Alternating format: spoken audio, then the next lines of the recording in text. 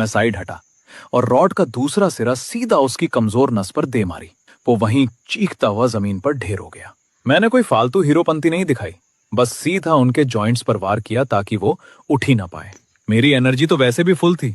दो लोगों को जमीन पर तलपता देख बाकी गुंडों की हवा टाइट हो गई। सब पीछे खिसक लिए, किसी की आगे आने की हिम्मत नहीं हुई। भाई कसम से बता रहा हूं, उस खस्ताहाल लोहे के गेट को देखकर सबकी फटी पड़ी थी। ज़ॉम्बियों का झुंड पागलों की तरह बाहर से गेट पीट रहा था। गेट बुरी तरह पिचक चुका था और उसके बोल्ट किसी भी पल टूट सकते थे। गोदाम में मौत का सन्नाटा और खौफ था। मेरे डरे हुए मम्मी पापा ने कांपते हुए मेरा हाथ कसकर पकड़ा हुआ था। मैंने उस खटारा गेट को देखा और मेरे खुराफाती दिमाग में एक धांसू आइडिया आया। मैं अपनी स्टील की रॉड लेकर उस गेट की तरफ चल दिया। पीछे से आवाजें आईं, अबे पागल हो गया है क्या, मरना है? लेकिन भाई का स्वैग अलग था। मैंने किसी की नहीं सुनी। मैंने अपना हाथ उस ठंडे जंग लगे गेट पर रखा और अपने दिमाग में अपना जादू चलाया। रिफ्रेश। चमत्कार हो गया बॉस। उन सब की फटी आंखों के सामने वो मुड़ा थल गेट किसी टाइम मशीन की तरफ पीछे जाने लगा।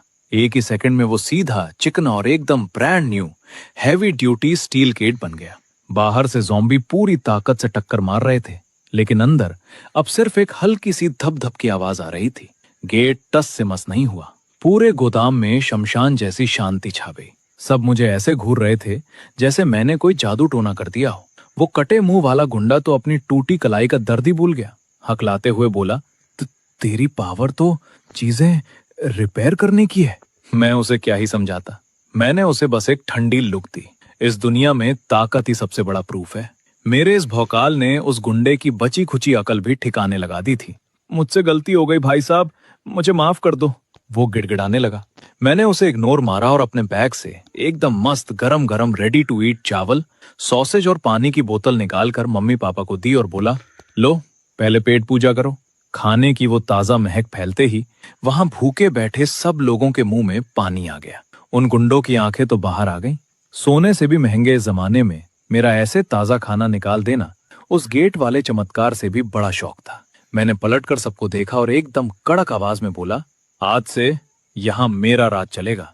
किसी की कुछ बोलने की औकात नहीं हुई। फैक्ट्री पे कब्जा करना मक्खन की तरह आसान था। मैंने उन गुंडों को भगाया नहीं।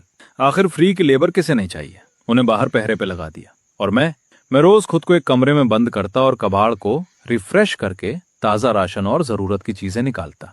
सबको लगा मेरे पास कोई जादुई स्पेस वाली पावर है। मम्मी पापा को मैंने राशन बांटने और मैनेजमेंट का काम दे दिया, जिससे वो भी अब खुश और कॉन्फिडेंट रहने लगे।